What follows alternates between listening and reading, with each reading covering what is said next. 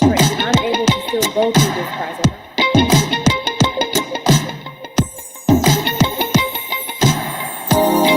Brave woman, raising brave children. Proudly an immigrant mom, proud to the immigrant mom. Brave woman, raising brave children. Proudly an immigrant mom, proud to the immigrant mom.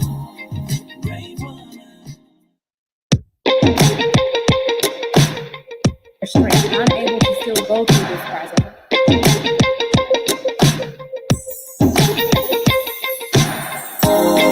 Brave woman, raising brave children. Proudly an immigrant mom, proud to the immigrant mom. Brave woman, raising brave children. Proudly an immigrant mom, proud to the immigrant mom. Brave woman. Hi everyone, happy Thursday. How is everybody doing? I can see 2 people already in the house. Thank you for joining. Everyone get on in. Let's get started. You know the drill. Let me know where you're watching from. Say hi. How are you guys doing? It's Thursday. I feel like I was on here not too long ago. That's right. We had a round table on Saturday. But let me know where you're watching from. Let's chit chat while we wait for everybody to join us. We have a special guest with us today, and I'm going to tell you, I am so excited and cannot wait to hear everything she has to share. Hi, Belinda from Arizona. Thank you so much. Go ahead and share. Let me share this with my friends like we normally do. Everybody can join us and we can get started.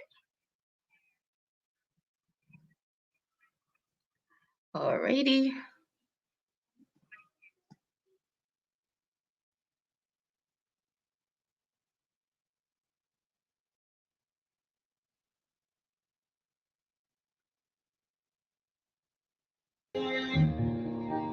We don't know how she always finds a way. The mystery of a woman, a Let me savior go ahead and in share and a wait for people time to of join need. us. The Thank you for bravery joining. of a woman in your time of need. She does the deed, the magic of a woman, woman, woman.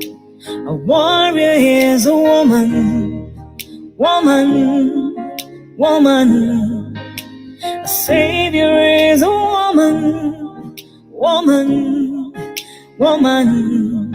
Hi. A warrior is a woman, woman, woman. I just needed some time to share with my friends. Let's go ahead and share as much as we can so more people can join. You know, I should say this before we start. This is why we share. We share because there might be somebody who has a kid and does not know what to do. They're an immigrant mom and they have, you know, all these questions about that child. And today we have a guest who has walked that path. She came with 2 little children who are grown adults now, and she'll be able to tell us from her own experience. So share. If you know any mom, go ahead and tag them, whether they have a teenager or they just had a baby, or you know they have a grown adult. We want to gather here tonight. Hi Tolani, thank you for joining. Let me know where you're watching from. Let's go ahead and share. Let's give it like a few more minutes, and today we'll have a live Q&A because I would love for everyone to ask the questions that they have pertaining to, you know, their experience raising their own children, and just maybe Aunty Egbe may have some wisdom on your particular situation. So I give you 2 minutes and then we'll get started.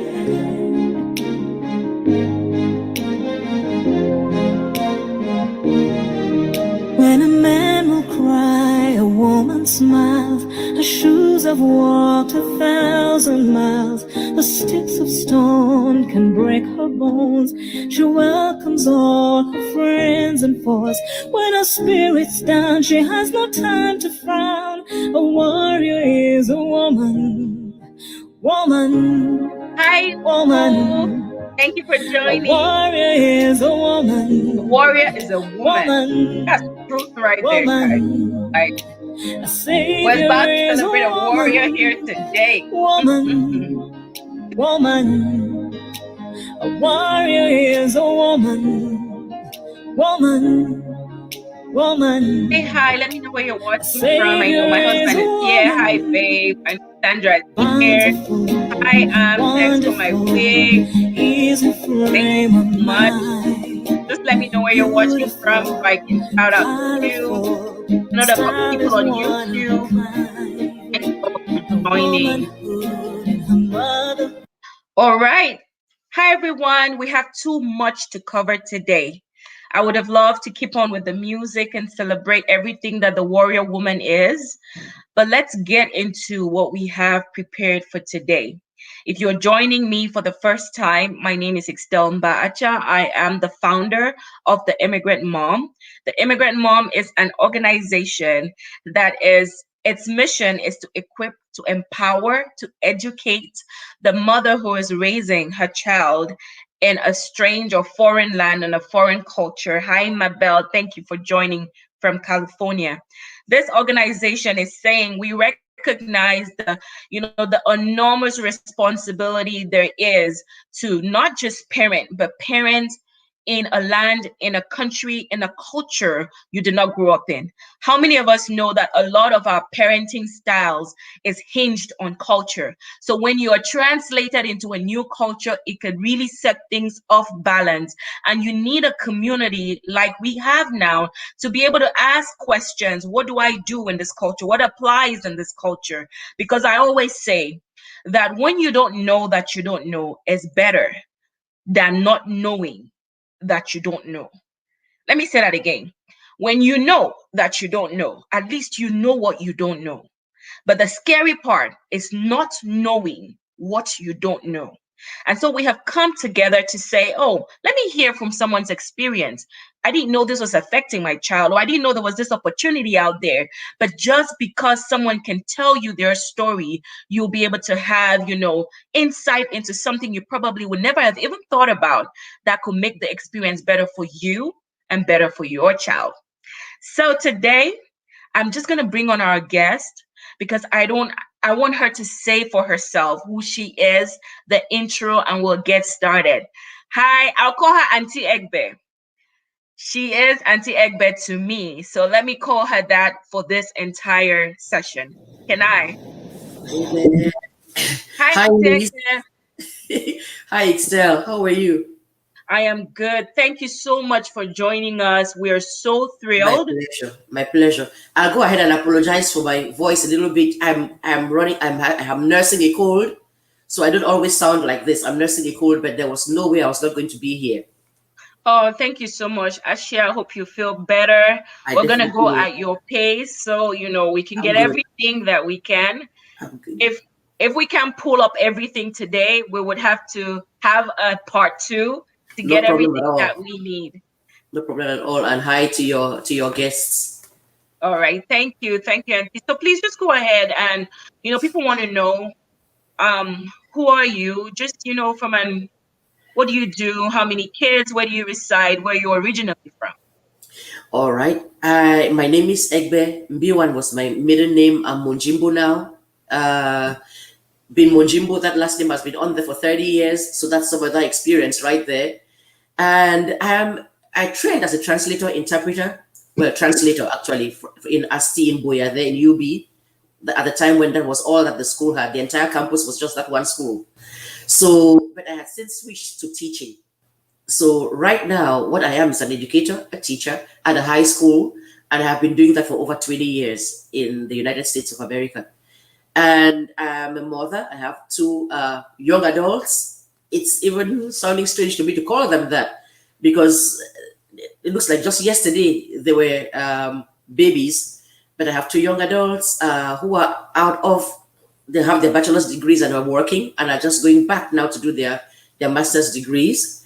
I'm married, as I said. Husband works in the United Nations, so he's out of the country most of the time, which is why I kind of get even single mothers because that's what I had to do for a good amount of the time too.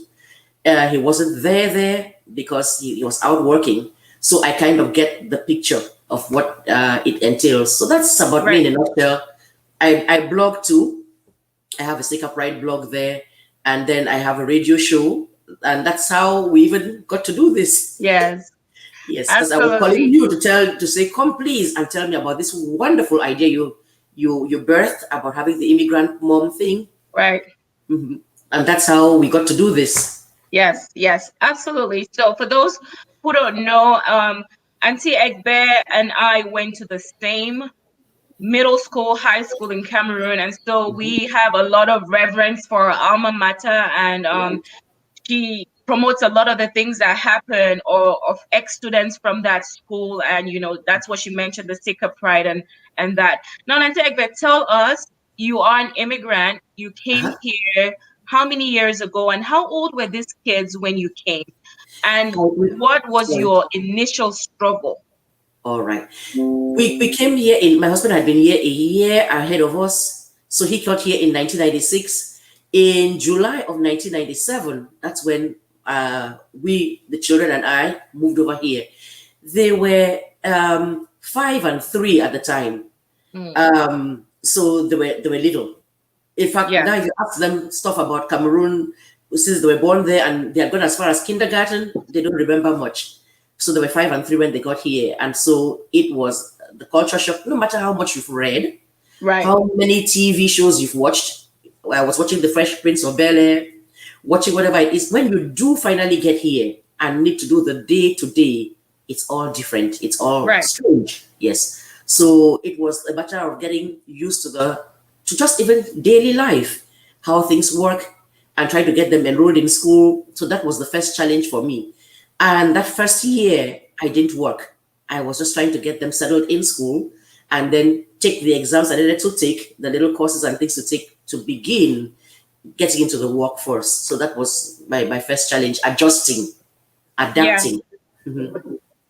Right. So what was something, or, what's a habit or a practice? You came in with these children that were 5 and 3. You were a young woman at that time. You had to make a decision about your career, and decided you were going to jump ship completely. What was it about this culture that made you know that you couldn't, your career was not something you were going to go after at the expense of the... Right. Translators like that, you may have to go cover conferences. You may have to go. It was. I decided very fast that I would have to do some kind of 9 to 5 thing, or even better, the teacher schedule, which means though you start early, you come on back home early too.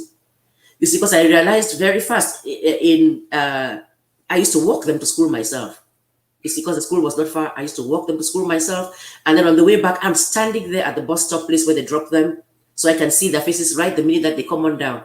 So I was thinking, if their dad's going to be in a job that takes him even beyond the 9 to 5, and then later on, even not even in the country, there's no way I too can be doing the same jetting back and forth. And who's really going to nurture these children? You see, I had an example from my own mother. She was a teacher as well. And even though it was in Cameroon, she actually stopped her teaching to raise us. It's when I got to like class 6 in primary school that she went back to the teaching force. So I had a chance to see that sacrifice done before, and I'm eternally grateful for it. And I said, if she could do that in Cameroon, I better be doing something similar here. Right. Where I'm sure if we moved here for these kids, because I had a job in Cameroon, so did my husband. Our motivation was coming here and trying to give the kids the best education we thought we could afford them. Right. So I was saying, then the purpose would be defeated if I come and just be doing my own career thing instead of doing what will work best for them. And that is a decision I have never regretted. Let me interject here, because you are sharing wisdom nuggets and they're wrapped up in everything that you have said. I would love our listeners to catch what you just said. You wanted to see their faces when they came off the bus. Right. Why was that important to you? Why did you think that was, and why would you tell another immigrant mom the importance of capturing how they look when they get off the bus? Because they have had maybe some 8 hours being in an environment that is not the cozy home that you have that you have nurtured them in. And for them, everything was new. So mark you, unlike the kids that are even born here, they went to school there with an accent. They went to school with a name that's, look at my name there, that's not Green or Smith, Right. or their names are not, So they may have had something happen to them in school there, had a difficult day with the academics, number one, or more importantly, with the social life that's Right. out there. So they may have had a cry in school. They may have had a day where somebody shunned them. And I wanted to be able to say, how was your day? Right there when they're coming off that bus. And reassure them or congratulate them if they did well and that kind of a thing. I wanted to be involved. And that kind of stuff needs to start early. Right. I cannot overemphasize the fact that doing everything, if your own nurturing, your own follow-up and involvement has to start early. So you build that confidence. They may even be in school, they're saying, it's going to be okay when I get home. When I get home, my mom's going to be there and I can tell. They knew though that I can sometimes react funny, because I'll tell you a story later on when we got down the road. So but my son told me once, and he Yeah. says, you see, this is exactly why I don't like to tell you anything, because look at how you're reacting now. You're about to call the school. But Yeah. that's a different story, but that's the thing. You need to be there and be involved and know what is going on early, nip it in the bud. Not to Right. go crazy, but to go to the teacher and say, here's what's going on. And get that fixed so the child has confidence. Because if you start them confident about what they can achieve early, oh, trust me, they're going to go and achieve a lot. A lot. Right. And it's so I love that you share this with us, and hopefully somebody can grasp the wisdom, because as an immigrant mom, Aunty Mm. Egbe, you know, we are almost caught between the dead blue sea and the devil in Mm-hmm. trying to live this American dream and work so hard so we can Mm-hmm. provide for these children and give them the best. But at Right. the same time, what suffers is either their emotional health or their Right. ability to adapt. From Right. your own experience, have you seen in the immigrant community maybe mothers who did not invest that time, and what the repercussions are in Oh, a child? sadly, yes. I remember when I took this decision to teach, I had a friend who said, Mama, all that book where you go learn so, you just can't be a teacher. And I was like, look, I have to do what I believe is best. See, I come from a background, I'm Christian. My whole philosophy is God gives you these children as a gift. He lends them to you. It's your job to nurture them, and you will answer to Him for them. That's how I look at it. It's a noble duty. They are mine, yes, they have my features, they have my DNA, but they are His to start with. So I will have to answer for how well I nurtured those kids that He entrusted me with. And I kept saying to myself, look, the day will come when they would have grown up and everything, and then I can do all the little cha-cha stuff later on. And it has turned out to be that way. Now, all the trips that I've been doing, there's a time when I sat here, I didn't even know where my passport was. Traveling to where? Doing what? I mean, little things were like going to maybe up the mountains for a peaceful vacation. But all of that stuff is happening now when they are actually paying for me to go do those trips.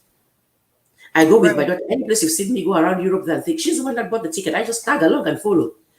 But at that beginning of that time, it was a matter of sacrifice. There is no Right. way mothering, parenting is not a sacrifice. Right. There's a time when I used to look and say, oh, wow, look at it. There's a store called Macy's. Whoa. I cannot wait for the day I can actually go there and get something. There was a time like the first 2 years or so. But that kind of thing, you wait.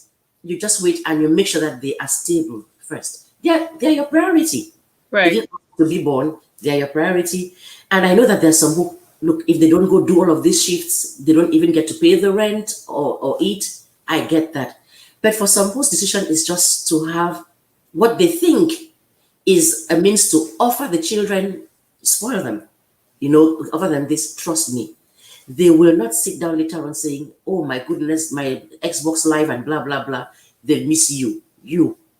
At that age, even, they don't even quite know the value of things like that, name brand things. It's you Right. and your Right. warmth and your nurturing that they need first. That's how I see it, and it worked for me. And we shouldn't, I think we encourage ourselves on this platform never to lose sight of the things that matter. Right. Never to lose sight of, like you said, Auntie Egbe, our children, that we're so caught up in making a name for ourselves that we forget that these little ones are dependent on us. Right. That would everybody would have to decide from within them what is the sacrifice that you know you should make for the Mm-hmm. sake of your children. Now, and I Right. wanted you to just share a little wisdom with maybe mothers like myself who Uh-huh. have toddlers, who have children within that, young age. You came with yours 3 and 5. What Mm. is something that you know now that you would tell a mom who has a 3 or 5 year old that they should know on this journey? Right. I guess my advice would be for them to, I already talked about starting early and understanding that there will be challenges there. And it may not be the smooth ride that you imagined. At 3 and 5, you actually have physical things that you are trying to do there. For someone like you who has the baby was born here, I doff my gele to you all. I tell you, I came with those two. I think everybody in Cameroon was saying, waiting for news that there'd be a third child, and I looked at this and I said, I don't think so. It is challenging to have a baby. I mean, babies in Cameroon, you know how it works. There is pepper soup everywhere. They have bought jama jama for you to do. Somebody saying drink palm wine, it will help the breast milk to flow. You even sometimes have to beg for them to give you your child to carry because everybody is there singing the CWF song, lullabies and things. And I came here and there's really just no one. I mean, it's going to be you and your husband, and that's pretty much the team right there that has to raise this child. I Right. would say what helped me and what would help if you're somebody that's a believing person, faith, just the assurance that you know things will go well in the end, and then doing, I wish somebody had done what you are doing now, then finding a support system. You need a support system. The day that you're not well or that kind of thing, or you're held at the office, you can have this other person in your neighborhood, make friends. Don't go Yes. and be this isolated person there who doesn't want to mix with people or who is standoffish, because in this country the day will come when you need somebody else's help. You're caught in traffic, and then but the bus has arrived.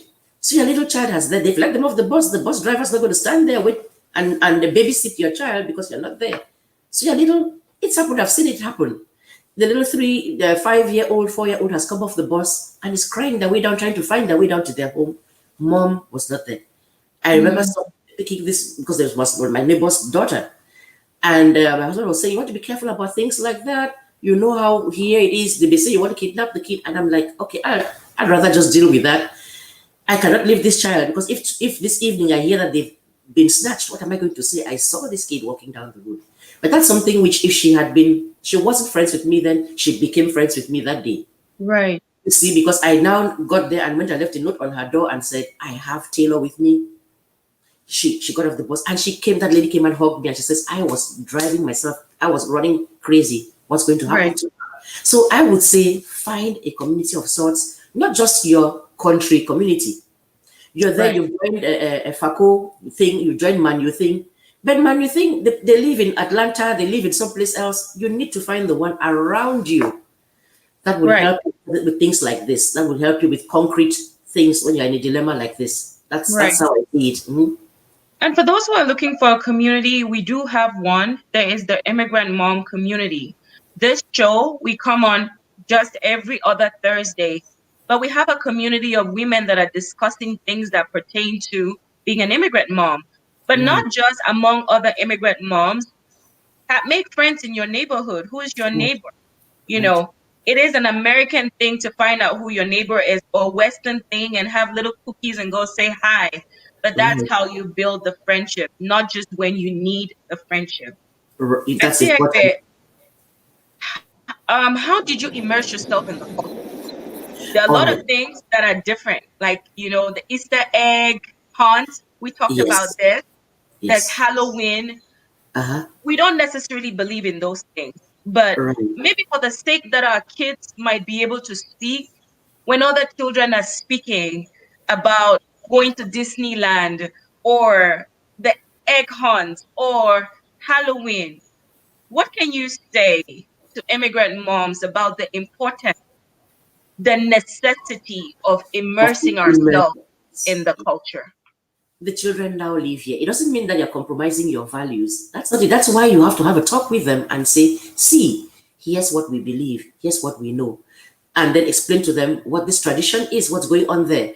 And you can even use that to start teaching them facts of life. You see, okay, Thanksgiving has come. They have them drawing the little pilgrims and everything. And I'm saying people got to this country different ways. Those ones came on the Mayflower. You came here on a Boeing 737.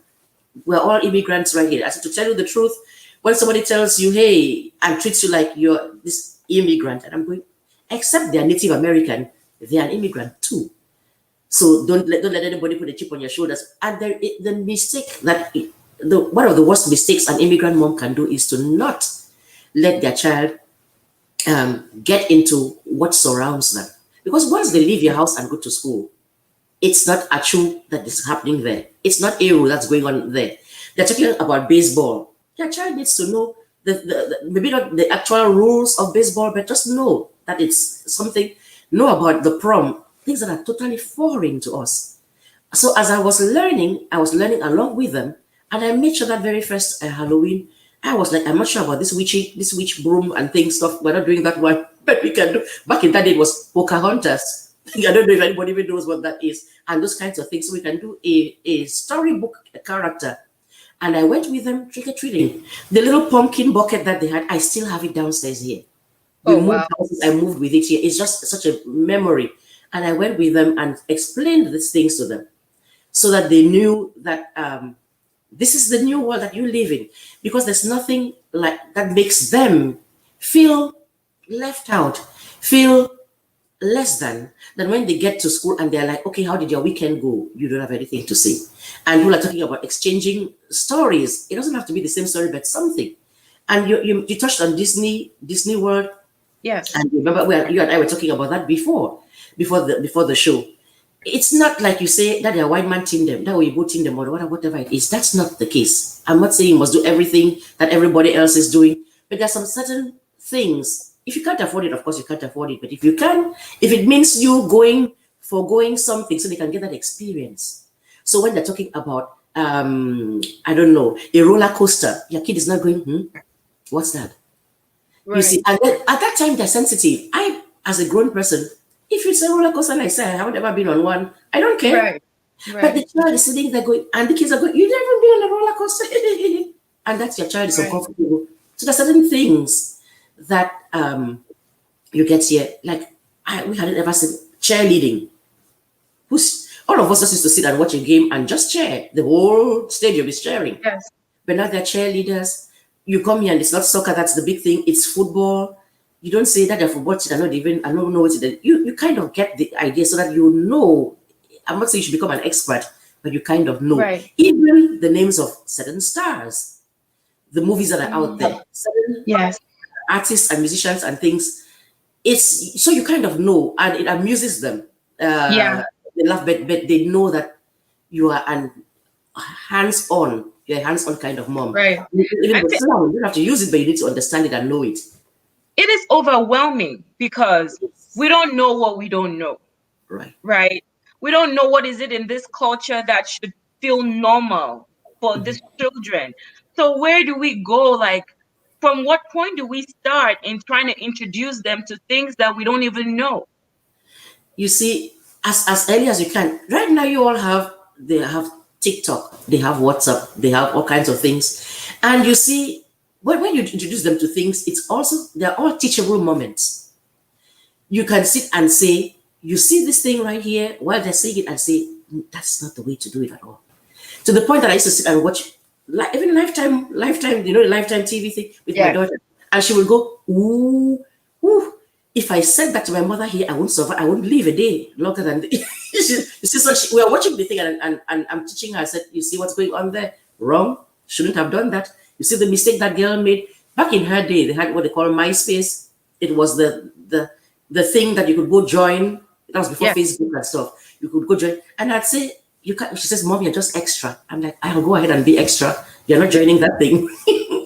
So you can't be sitting out there. You don't know what Instagram is. Mom, I'm here pushing on 60. I'm 57. I know what Instagram is. I'm on there. You see, I know what Twitter is. Even if I'm not tweeting much, you need to stay with the times. Right. You see, lately we heard about some kid that took his life. I don't want to mention names, but they say he had tweeted something. Oh, And wow. some weeks before, yes. If you are on there and you are following, somebody would kind of let you, you would know. And Right. I'm all for being a pretty snoopy parent, Yes. not at all in their business, but a very hands-on, aware of what's going on Right. parent. Because this is a different culture. Back in Cameroon, you have that the village that raised the child was really there. Right. You, the aunties, uncles, everybody, somebody would say something. Here, it's really primarily you, and then thank God for the platform that you've made. There is an immigrant mom little solidarity group, and then as I said, and another thing was Sunday school for me. They went there so you could so somebody else other than me was reinforcing the values I had taught them. Right. So not just like your crazy mom who says, no, you can't be rude, you can't be doing. It's not just a teacher that's saying it in school. Some Sunday school teacher is reinforcing that and then teaching them those values early where their minds are open and Right. they're ready to learn and willing to learn your values. Because if you don't teach them your values, somebody, their peers, will teach them some strange things out there on the playground. And before Right. you know it, Right. you have a kid that doesn't even know where you're coming from. Wow, guys, I hope you're gathering as much as I am. And if you have any question, we're going to reserve about 10-15 minutes so people could ask their individual questions to Auntie Egbe. Mhm. We've talked about, the toddler stage, getting, involved early enough, enforcing the values, making sure that we know we're learning with them, because Mhm. that's really what it is. An Yes, immigrant mom is going to grow with her child in this that's new exactly environment. You're going to right. learn, you're going to become that child. And that's the Mhm. painful thing, because we're going to be doing things that we normally would just not want to do, but for the Mhm. sake of our children. Now Right. let's translate into what it was like for you now getting to, being a teenager or yes, teenager mom of Right. teenagers. Yes. So teenagers in America have their own struggle. There are a Right. lot of parents who may be watching us today whose Mhm. teenagers are talking back to them, Oh, whose yes. teenagers are saying, I want my space, I want my privacy, get out of here, yell at them. We have seen those videos. Yes. And there are parents who never disciplined. Hmm. When the kids were younger, they were caught up in the hole. How did you handle it? How is it that you're able to bring up these two kids you brought and they respect you or they didn't? Oh, What they was it so did. Oh, they so did. And I cannot be prouder. Anybody will tell you, people who've even been to my home, yes, say, my goodness, it's Saturday night, your kids are actually back home before midnight or that kind of a thing. I tell you, there's not a day I've gone to bed here and I didn't know where they were. You see, that's why I'm talking about starting early. When it says train up a child in the way that they should go, and when they're older, they will not depart from it. It's not that they did not get to their teenage years and try to talk back. But by that time, I had the look. Like, do you want to go meet Jesus? Like now? Or what? They said, are you trying to? You see, the threats and things, I hardly ever was not physical with them. Yes, I pulled the cheek, pulled the ear, kind of a thing. But they knew pretty early what the boundaries were. And so sometimes that's what teenagers do. They dare you, that kind of a thing, but you tell them, oh no, you cannot do this. And that's when the consequences have to come in. If you don't introduce consequences early enough, you can love your child to death. Because if they don't understand authority, starting with you, okay, when the popo says stop, and he's like, hey, okay, right? then it costs you your life. So start teaching them. When I go to a classroom, I can tell pretty fast what kid is being raised with some boundaries and the one Right. that is very clearly. So with teenagers, they would push back. They would push back, but you have to stand your ground. So There is what this, are practical boundary tactics? Like how do you teach boundaries to your children? okay. For example, you can't talk to me like that. You can't talk to your dad like that. You can't talk to your sister or your brother that way. And it's going to be a thing which, okay, say for example, I learned the trick of leverage very fast, especially with my son. He's somebody who works with incentives. He needs to see what it is that he's getting out of this thing. You tell him, study because a good education will help you have a good job down the road. In 50 years down the road, he's like, what am I going to get for it like this minute? So I remember the whole Xbox thing. It wasn't Xbox Live at the beginning, it was just the Xbox thing. I knew he was into video games. What boy isn't? I went and got the thing, and I know his dad was saying, "You are trying to say this kid needs to focus on everything, and you're getting him this game." I said, "Watch, I'm going to get it, show it to him, and say, you see, I've got you this thing. Let me see your report card. When the report card looks like it needs to look like, then you'll be having this thing to play with on weekends, and put boundaries for times. You can't just have a big old TV in the kids' room. They turn it on, and they're there all day. You kind of make a routine. There's time for homework. Why are you having them watch this TV stuff and things if they haven't done their homework first? Not that they should come and just get right on it during the week. During the week, but you can have dinner, you can have whatever it is, but then there should be homework time. Yeah. You see, and I had a daughter who is a self-starter. She comes home, she gets that thing out of her bag, and she starts to work. My son, his thing out of his mouth is, "No, we don't have homework." It didn't take me long to realize. Stop asking him. Go look in his bag your own self. Pull it out and say, "Let's sit down here. This is homework time. Can I go and play?" "Oh, you sure can. When you're done with the homework."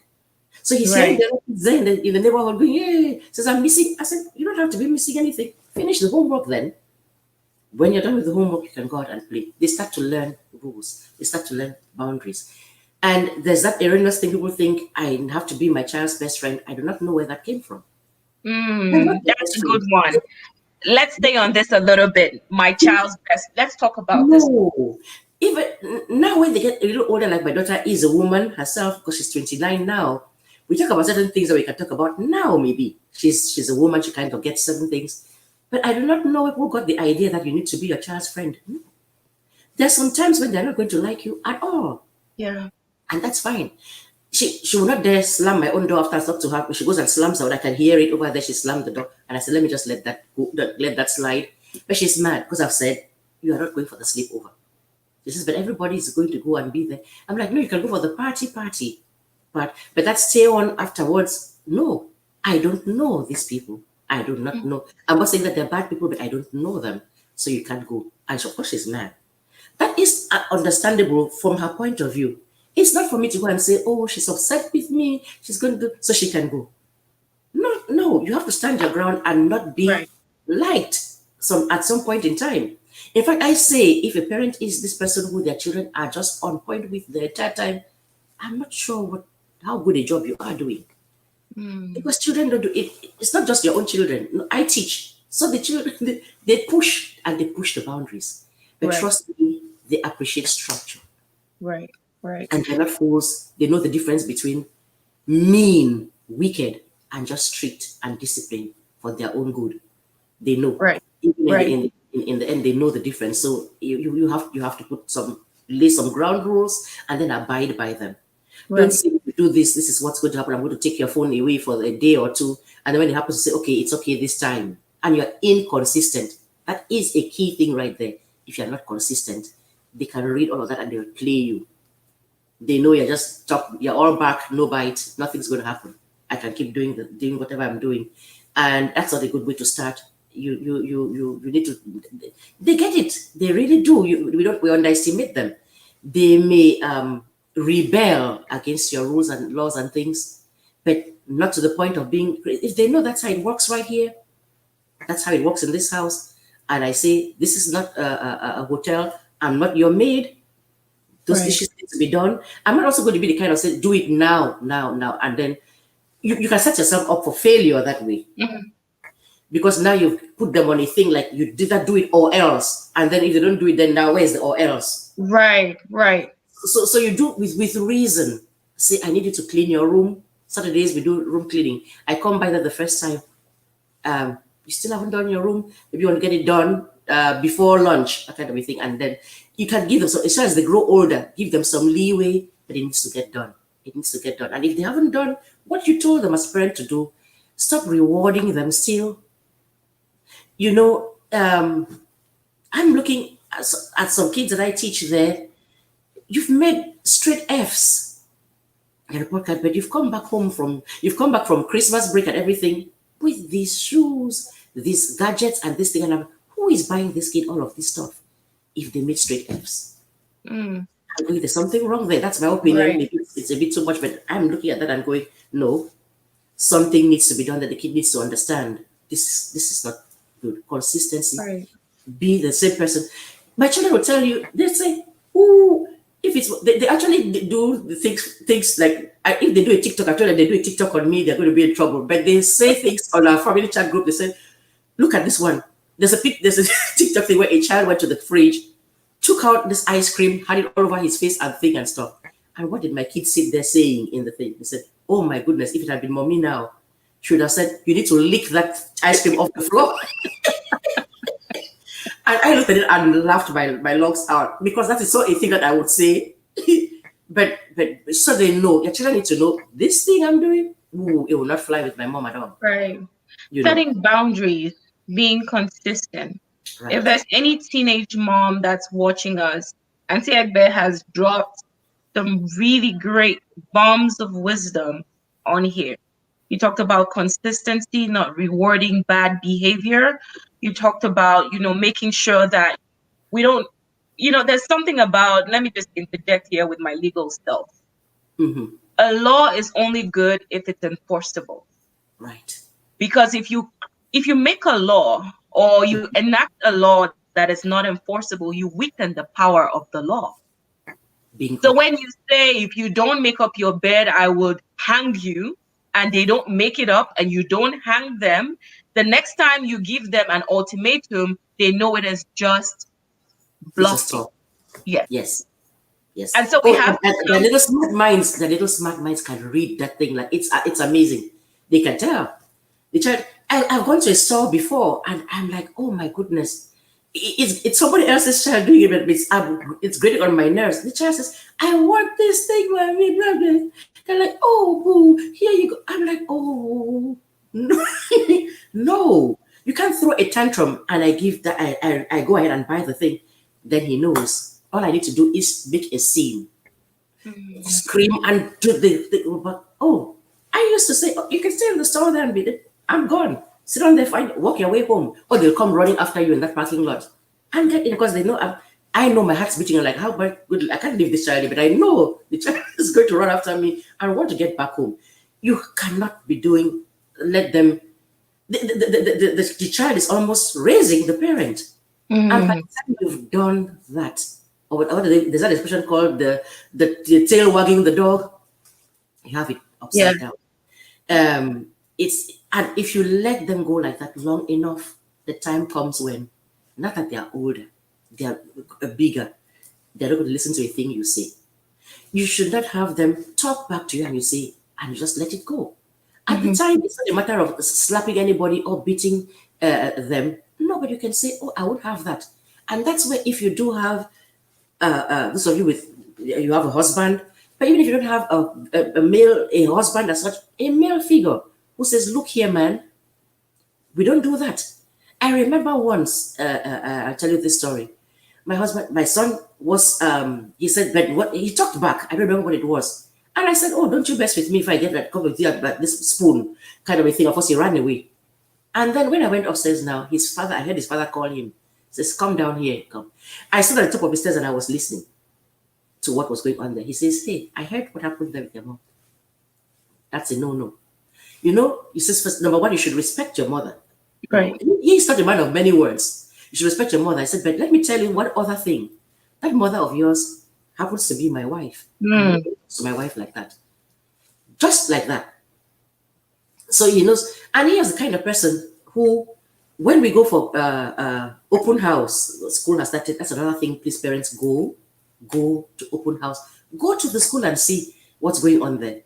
Trust me, we teachers are overwhelmed, but guess what? When we can put a face, attach a face, a parent to a kid, we are more naturally inclined to see that that kid is doing okay.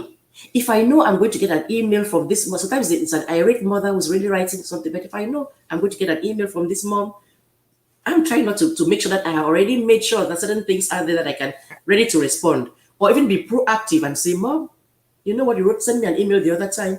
Here's the child is falling back again. We did the last 3 assignments and he hasn't covered those.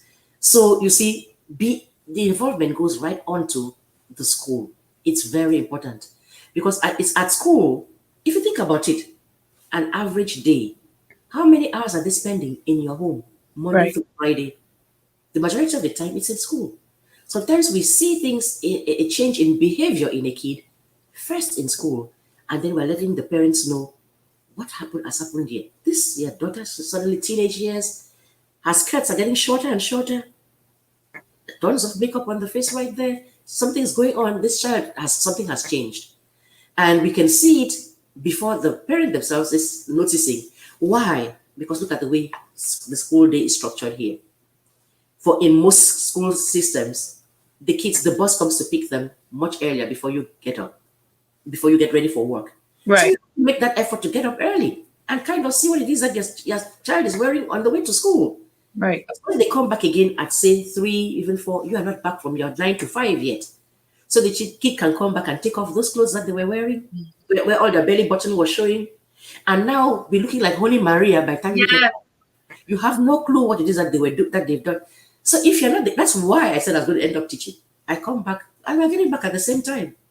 In fact, by the time they got to high school, I moved out of the high school that I had been working at and transferred to the school that they were going to go to.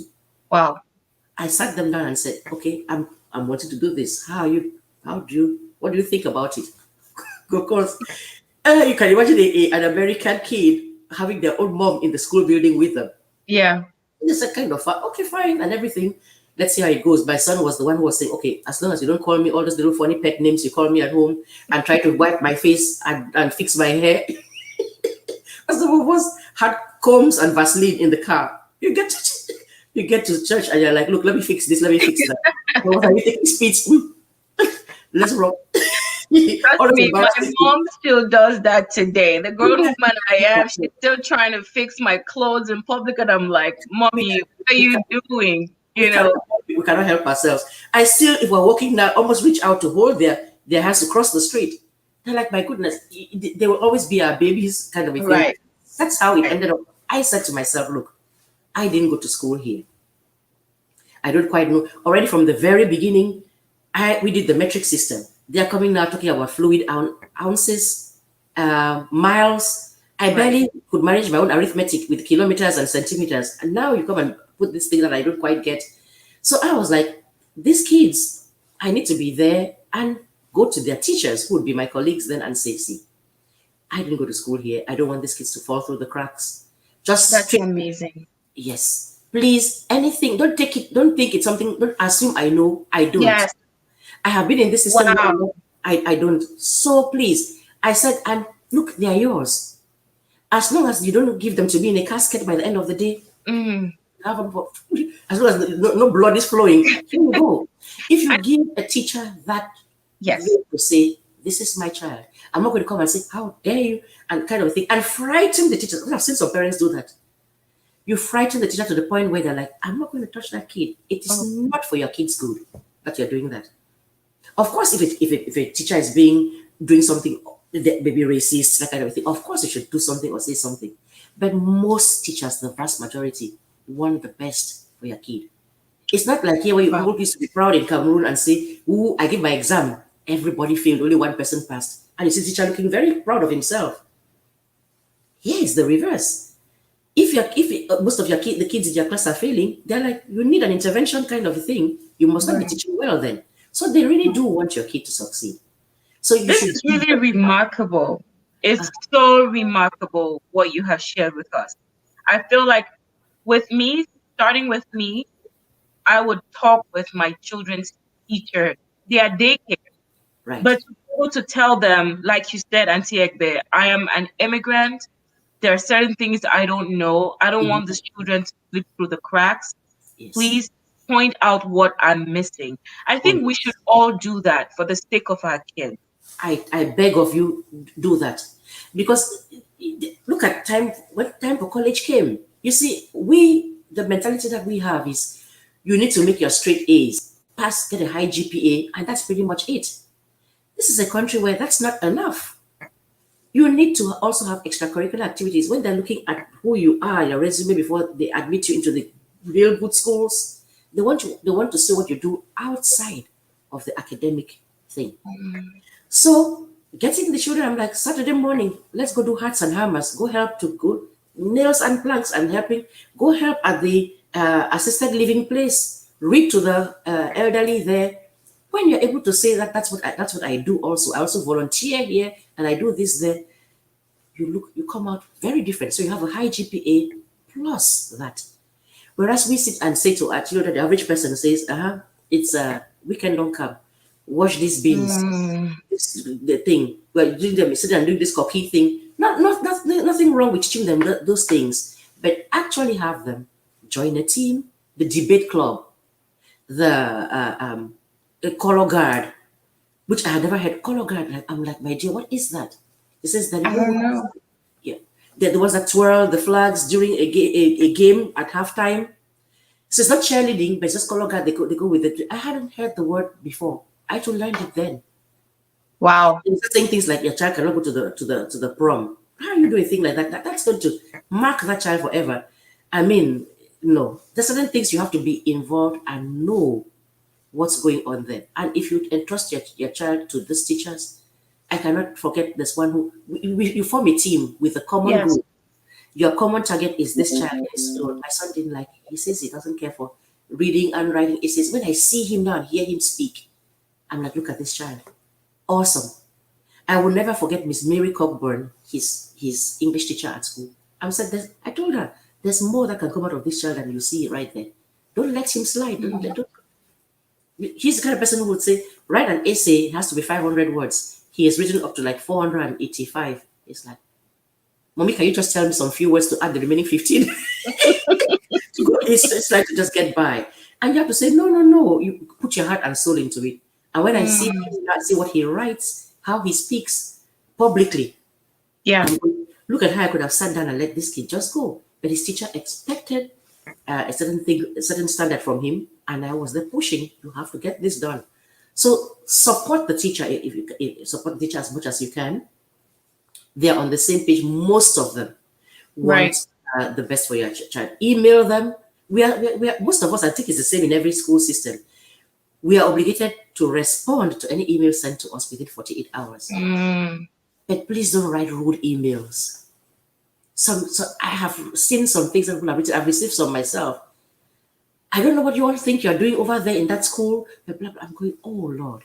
You see, I am mature enough to sit and say, it's not this poor kid's fault. The mother is probably stressed and upset, and that's why she's acting this way. But that doesn't make you just are not doing things right there. You can explain even a problem nicely and politely. And then that will encourage the teacher to want to do the right thing by you. You can also seek to have a parent-teacher Meeting. parent-teacher meeting, even parent-teacher administrator, if that's the case, meeting. And iron out things peacefully, amicably. What's the issue here? What's going on there? And I've learned that usually you look at the student, they're acting up something, they're acting a certain way. Usually there's something underneath that's causing them to do that. And I have learned so many stories and so many things, which I have learned not to just be judgmental like that and just say, this kid's acting this way. Why is he sleeping in my class? Is lazy. No. So he's babysitter for his siblings and he hasn't slept all night. So it's a lot. So we have 5 minutes left, Aunty Egbe, and there comes some questions coming in. We have a couple people who are online, and we have a mom, like she has said, came here with her 2 young kids who are adults. Never was there a night that she didn't know where they were. They are responsible adults now. There's something that she has done that everybody who is on here today can learn. I'm telling you, I am going to my kids' daycare tomorrow to have this discussion, this admission to the teacher. I don't know much. Help me so I could be the best parent. That's a starting point. So put your questions in the comment. We have just about 4 minutes. We'll be able to take a couple questions. And Kyria here is saying, asking questions is something a lot of people have difficulties doing, especially when it comes to parenting. People are always ashamed of what they don't know. It's almost like, they're not good parents. So she says, what's your advice, Aunty Egbe? How do you let your guard down to ask for help or ask questions regarding your parenting? Right. Think about the consequences if you don't. You see, that's where I just had to put all forget shame. They say sell shame by disgrace. I'm not going to go ahead. You see, and you know yourself. You know that you are an intelligent person, well educated. You know that that's you. You know. So the fact that you're saying that you don't know something is not embarrassing. Take away that idea that it's not doesn't look good. I really don't know. The same way, if I ask the person now, what's the name of the mountain that's in Cameroon? They don't know that there's Mount Fako. They don't. So they don't know the things that I know too. The reason you don't know these things is because this is a different environment. It's not your fault. It has nothing to do with you. But you really don't know. And if you think about the fact that if you don't ask and you don't know, the mistakes that you end up making, what your child may end up missing. How can you afford for your child if your child is smart enough and could have gotten into a good Ivy League school? Why is your child now ending up in the community college? No offense to the community college, but if the child can go to Princeton or to Harvard or to Yale or to Cornell or to wherever it is, why won't you be doing that? But you're not doing that because you do not know that there were scholarships available.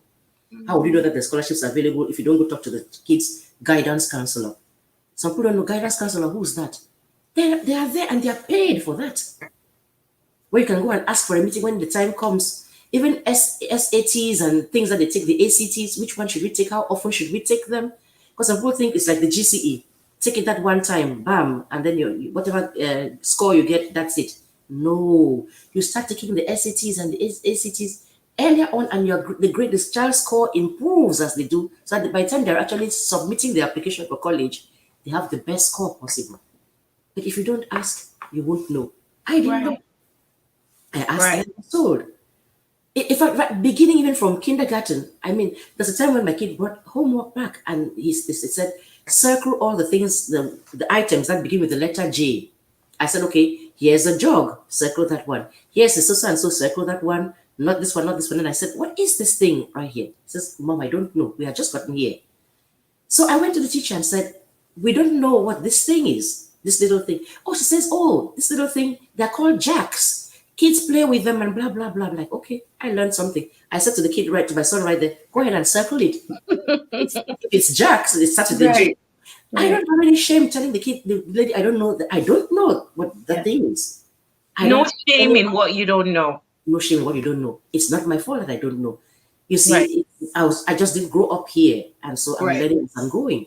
They'd be back to teach you. But it has another question, and she would have time for, I think, 2 more questions. And then if you have more, you can always drop them and Aunty Egbe can respond in the comment section. But Aya says, how do you balance extracurricular and academic if the children are aspiring to be athletes or pursue the non-conventional career? Great question. My thing is they need a base. They need a base. They need their education. In fact, if you see in most schools, they tell you that you're going to be kicked out of the team if you go below. I think for us, it's a B. Why? Because they know that your academics are important. You see, the way it is here, the kids are aspiring for the NFL, for the NBA. Like, look at the population in all the 50 states in this country. How many kids will actually make it to the NFL or the NBA or the major leagues kind of a thing? Not that many. So you have to balance your expectations between encouraging your child, because you may be raising greatness right there. They're going to become a great athlete, and the balance of should that not work? Because even if they become successful and they get into the NFL or the NBA, athletics it's kind of unkind, because at 30, guess what? They say you're old. So what's going to happen after 30 when the kid didn't get a degree?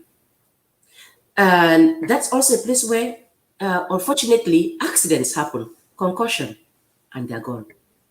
What now happens to the kid? So you have to make the kid understand that the academics are important, and you can juggle that real well.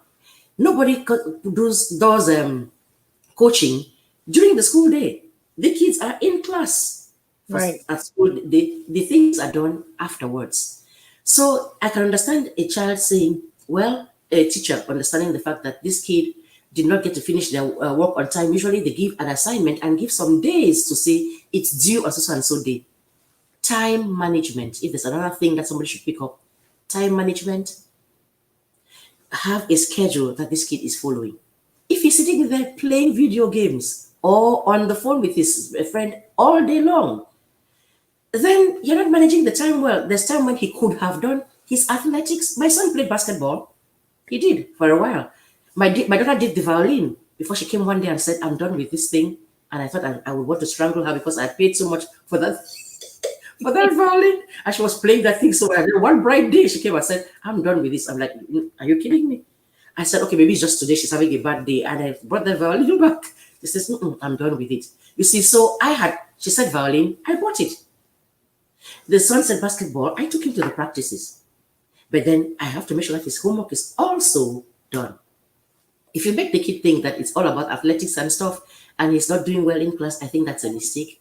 You Right. have to have balance, time management. That's what the whole thing is about. The whole parenting thing, it's balance. Balance. Try to find Right. a median in between the whole thing. And please Wow. don't forget, every kid is different. Yes. I learned that really early on. My daughter doesn't walk the way my son is, and they have different learning skills. They don't do the same. They are both smart, but they don't function the same way. And we tend to think we found one thing, it worked for this one, it needs to work for the other one. Know your child, Right. and adjust your parenting skills, your Right. parenting things to how they are to their personalities. It will work. It will And work. Egbe, we're over time and we haven't even gone halfway on everything that you can share with us today. It's so extensive, and I could tell from the people who are online that they're just drawing that information out of you. They want me to keep on so you can share more because we really want to learn. But for the respect of time, we Mm-hmm. would have to reschedule another time for you to come on. Maybe we pick academic and talk about what is necessary for us to know to set up our children for success. We're not Mm-hmm. going to try to fit the chicken on the market day. We're going to start knowing these things now so that Correct. when that time comes, we're well prepared. Guys, this Correct. is the time when we share all our gratitude with Auntie Egbe and let her know how grateful we are that she has come to our community. She's a part of us, actually, Mm-hmm. and she's sharing from her heart so that we would not make the mistakes that we could make for the mere fact that we are immigrant moms. So Mm-hmm. Francoise here says, thank you, Auntie. You're welcome. You're welcome. Oh, Tolani is it's agreeing. my pleasure really to sit and just talk about things like that. The things that didn't work well for me, I wouldn't want anybody else to have to repeat those things. If Right, you know better, say something. Say right. something. It's like it's my duty Yes, to sit. You shouldn't know stuff that has worked for you and you don't share it, or know something that does not right. work and not say something and make somebody go through that. That isn't nice. Belinda says, thanks for this wisdom, Auntie. Kyria says, amazing discussion. And all the love is just pouring in. My Right pleasure. here, thank you with all the love. Can't wait to have you back. I appreciate the nuggets on SATs. I didn't know that. Thank you, Auntie. This was very educative. My Thank you, pleasure. Auntie. The thank yous are coming in over and over. We can't wait to have you back. So really just want to Like, appreciate you. Mercy here says, thank you so much for all the lessons. Auntie you're Egbe, welcome. thank you. I'm going to schedule for part two. You know that. Thank you for No the problem. amazing words. No problem. And Thank I yous are wish just I wish coming them in. all these precious mothers because I know they really do want to do well for their children. You're all in my prayers. I pray that those children they will come out good. You put that effort in it, I'm pretty sure everything is going to be all right. Keep doing what you're doing. Awesome. Thank you. Well, guys, that was it for today. I hope you enjoyed it. I did.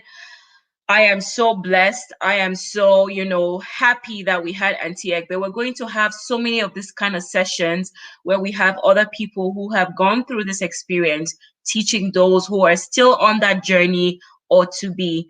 If you haven't joined our community, we are the Brave Woman, the Immigrant Mom. That's the community for immigrant moms here on Facebook. We have a workshop coming up. We have so much that's going on. Join us to be a part. And until the next 2 Thursdays, you stay blessed and have a great weekend. Bye bye.